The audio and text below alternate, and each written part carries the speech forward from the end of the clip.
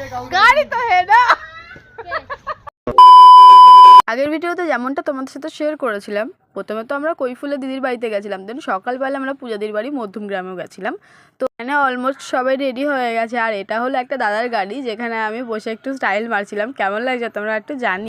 হ্যাঁ, pulse Pulsar LX 120 এল pulse chocolate सामने बसिए ना और जो भी है गाड़ी तो है ना।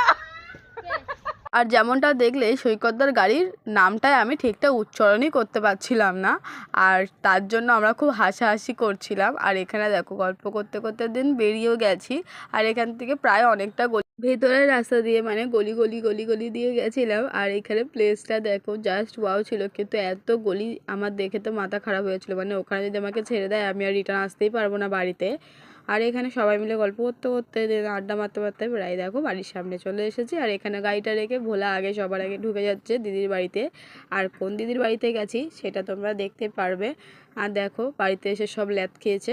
আর এখানে এই যে পূজাদি, এই পূজাদির বাড়িতেই গেছিলাম। এই পূজাদির সাথে আমরা প্রচণ্ড পরিমাণে ইয়ার্কি মারি।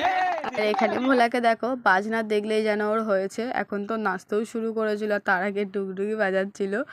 আর সত্যি বলতে ভয়েস ওভার দেওয়ার সময় এই ভিডিওর ক্লিপগুলো দেখে আমার এত পরিমাণে হাসি পাচ্ছিল। দেখো যাওয়ার সাথে সাথে আমাদেরকে চা বিস্কুট দিয়ে দিয়েছিলো, তারপরে দিয়েছিলো মুড়ি তরকারি, আর তারপরে দিয়েছিল ভাত, মাংস, ভাজা, ডাল, চাটনি, পাঁপড়, মিষ্টি।